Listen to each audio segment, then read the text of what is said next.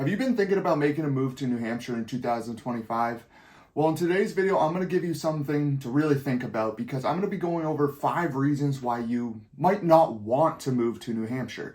Hi, and welcome to my channel. My name is Moynihan. I'm a real estate agent and investor based out of Keene, New Hampshire, and I am a New Hampshire native that has grown up here literally since the day I was born and have never lived in another state. So I absolutely love New Hampshire, but it is a small state and it's not really built for everyone.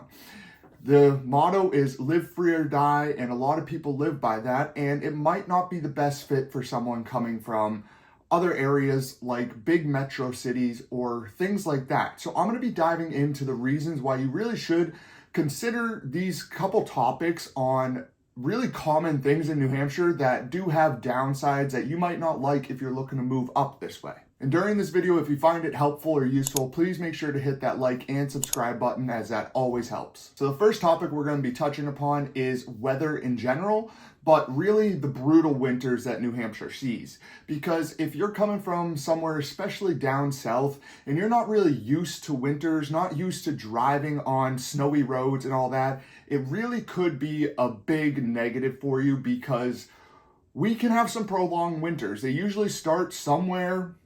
They can start as early as Halloween, to be honest. I've been trick-or-treating in a foot of snow before. Or they can really be mild and not start until I don't know, February. So it's really a decent amount of time that you're going to be in cold weather and have really good chances of getting snow. And when I'm talking about cold weather, I'm not talking about 40 degrees if you're coming from the south. I'm talking about the last 2 weeks. I think the high has been about 30. And the real feel really hasn't went up above 20.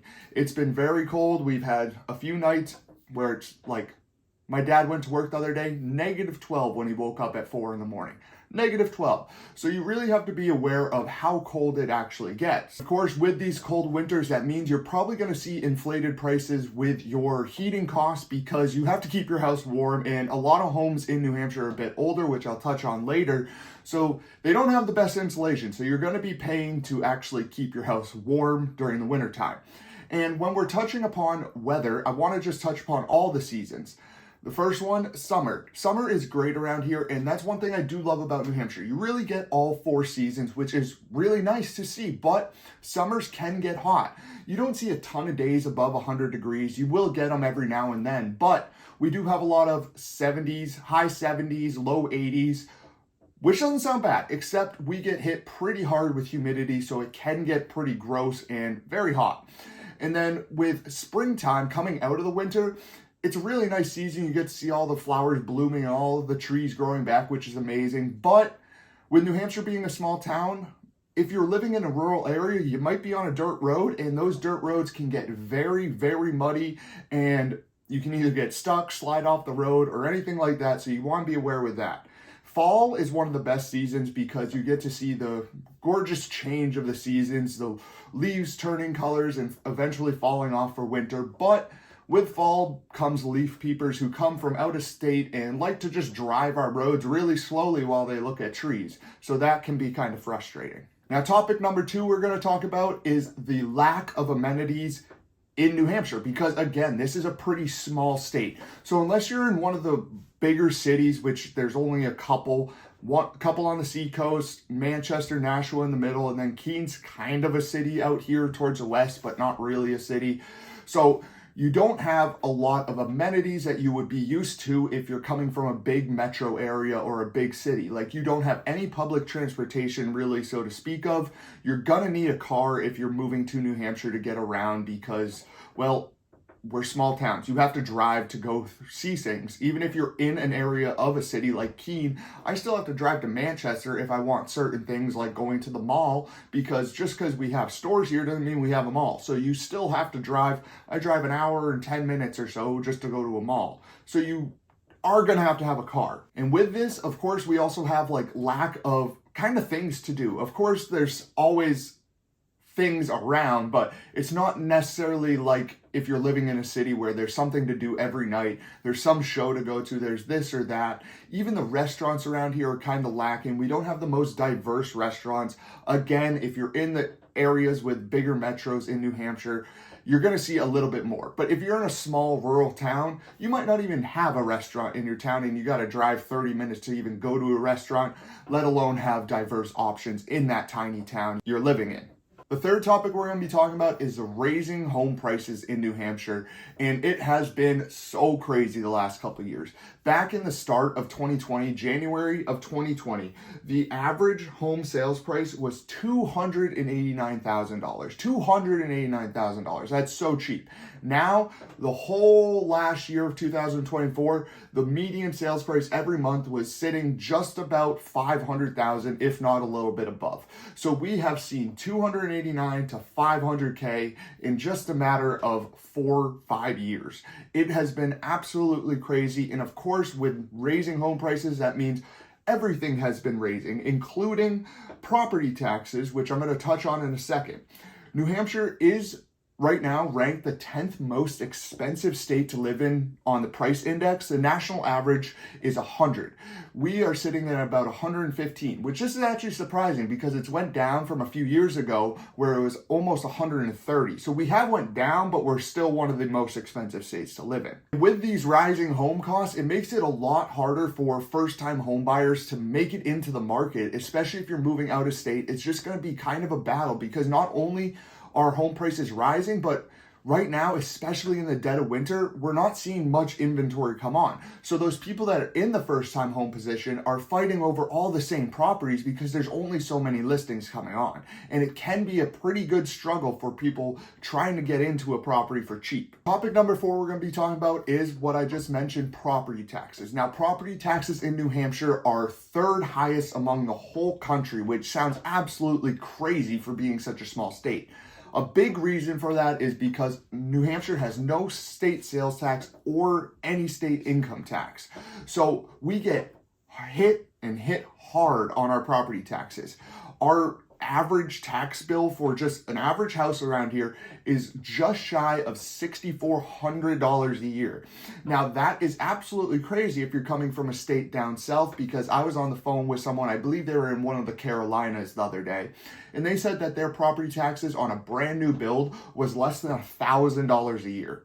$1,000, we're over 6 times that. And that's not on a new build. That's just an average house around here.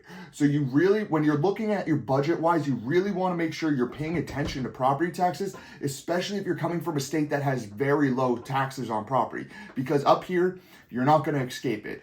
Some towns are way more expensive than others, so you do want to get a realtor that's going to help you a little bit, push you on the right side, depending on what you're looking for. Of course, if it really matters, you're going to have to start looking in the towns that have a little bit lower of a property tax rate. And again, when you're looking at the budget-wise, just make sure you're taking this into account. Because if you're looking at even just $6,000 a year in property taxes, that's adding $500 a month to your mortgage payment. So it's going, even if you're looking at a lower purchase price, you want to make sure you're looking at property taxes because it will inflate that. And the last topic I want to touch on is the fact that there's a lot of old homes in New Hampshire and they can have some challenges to them.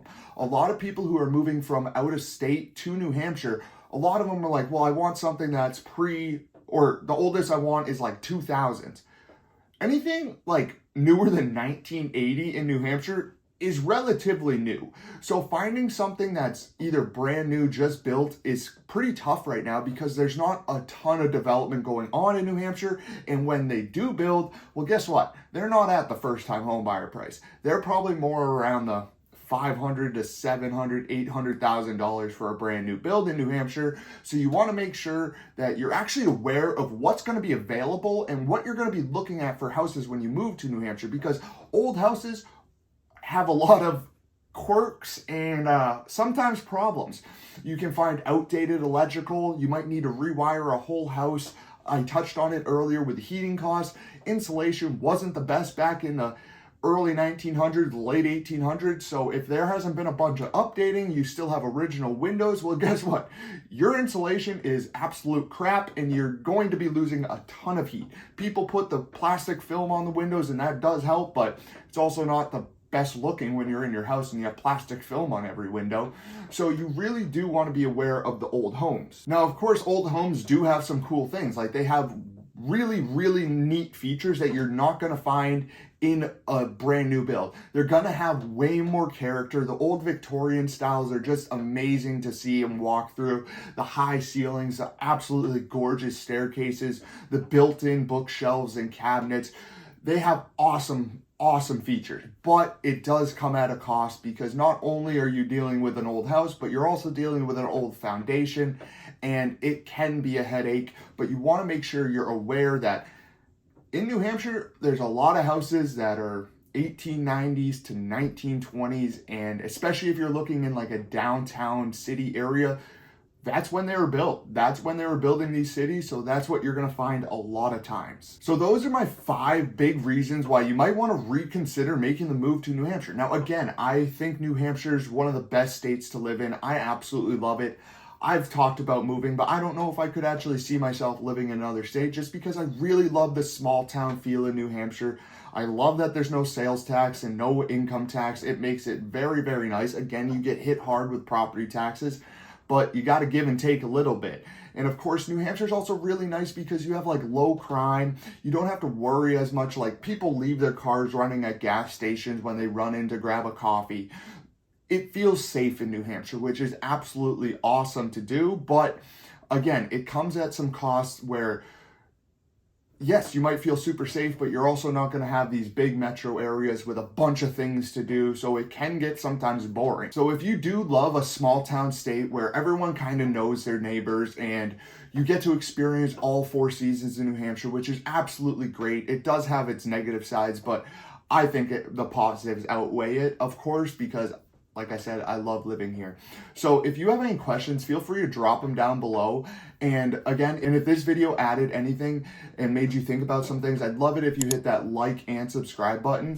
And again, if you're looking to make the move to New Hampshire, maybe this one you were like, that's some things to think about, but I'm still pretty interested, feel free to reach out to me. We can always schedule a call. I have a buyer's consultation right down below in the description that you can just click on, pick a slot, and we can have a 30-minute conversation, see how that goes. So I hope this added some value, and I will catch you guys next week.